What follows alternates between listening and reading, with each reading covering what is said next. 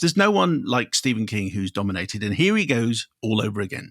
Yeah, so a couple of weeks ago we had Life of Chuck, for which you did that absolutely wonderful interview, and I loved that. And that was an uplifting Stephen King from the Stephen King of Stand By Me. Yes. Now we have this, which is adapted by writer J.T. Molnar from a pseudonymous novel from 1979. This was a Richard Bachman novel, and this is very much from the Mist school of Stephen King. Right. Yes. Great. So the novel was apparently written when King was a freshman, so he actually wrote it, or at least he started writing it, years before Carrie came out, which was the thing that, his first one put him on the map. And I looked up the cover of the novel, which had this kind of rollerball style tagline, which said, "In a future America, the marathon is the ultimate sports competition, a novel of chilling, macabre possibility."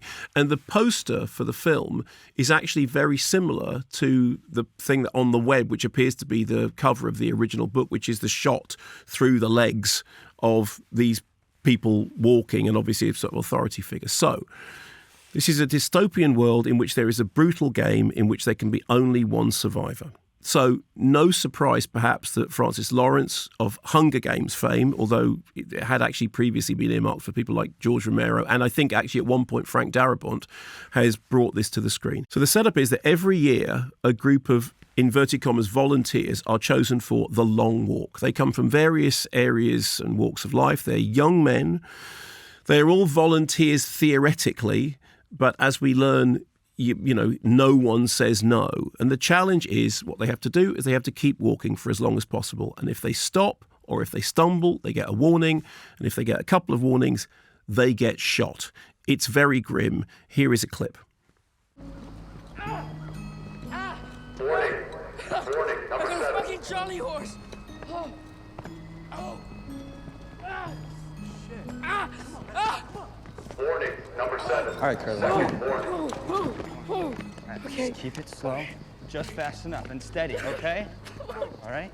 Come on, put your weight on. Put your weight on. Got it, boy. Fucking around, keep it moving. You're gonna keep walking. Listen to Pete, okay? Keep walking. You're with us. You're with us. Come on, keep walking. Keep walking. That's right. That's right. We out here in the sunshine, just having fun. You're gonna be all right, okay? She's listening now. Okay, good. Okay, good. All right. She is? Yeah, promise me that you're gonna keep walking. You promise? All right? Okay. All right, you okay, right? All right, yeah. You're all right. Come on. Come on, stick with me. So they can't stop. If they do, they get shot in the head by the troops. The prize for the person who walks the longest is a huge amount of money and one wish. And the story initially focuses on Cooper Hoffman's character, who, of course, he was great in Licorice Pizza, who is Ray Garrity, who we see arriving with his mum, Judy Greer, who is weeping that he's going to go off on this thing because everyone knows that everyone except for one person who leaves is going to die. He soon pals up with Peter, played by David Johnson, who's a British actor who was a BAFTA Rising Star. Other key characters include Stebbins, Ben Wang's Hank, and then Charlie Plummer's very much disliked Gary Barkovich. And you see these people forming relationships and tensions as they walk, and the more they walk, the tighter they get, and every now and then somebody stumbles and falls and gets killed. So the drama, as you can expect from that, is pretty grueling. Like the Hunger Games, or more recently like Squid Games, we learn about characters during the games only to see them violently dispatched. And each one has their own story, where they're from, how they got here, what they would do if they win, which of course only one of them can. And centrally, any friendships that are formed during the walk are going to end in horror because only one person is going to survive. There's also this unrecognisably horrible character, the Major, who is Mark Hamill. And I have to say, I was watching the film for a little while before I realised it was Mark Hamill, who keeps them moving with sort of vile sloganeering. And he becomes the symbol of everything that's wrong with the society. So the central dynamic, as with the Hunger Games movies and all the rest of those kind of YA franchise movies, are that any of these friendships are doomed. And so you start thinking early on, okay, who is going to survive and what sacrifices are going to be made? Because in the end, these things always end up being about sacrifice. So the film is well made. It is grueling. It's a 15 certificate for strong violence, injury, detail and language, although I think it's a top-end 15 because I thought it was pretty brutal.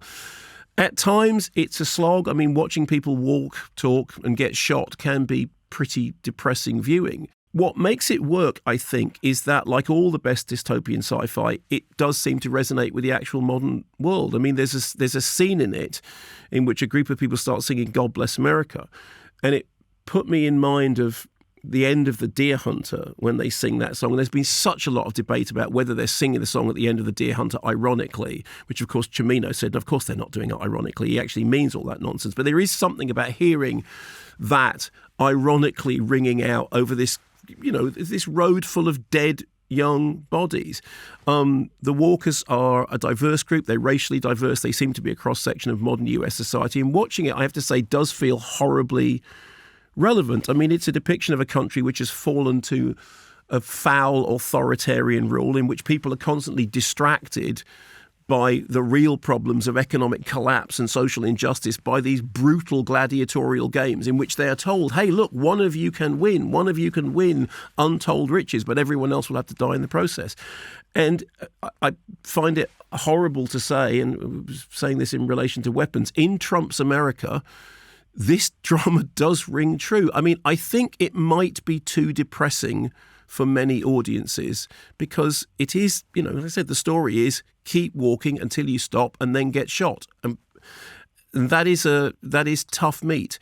But it works because there is a thing in there which is an allegory of society. Now, obviously, the story, as I said, was based way, way back in a previous era, in a previous century.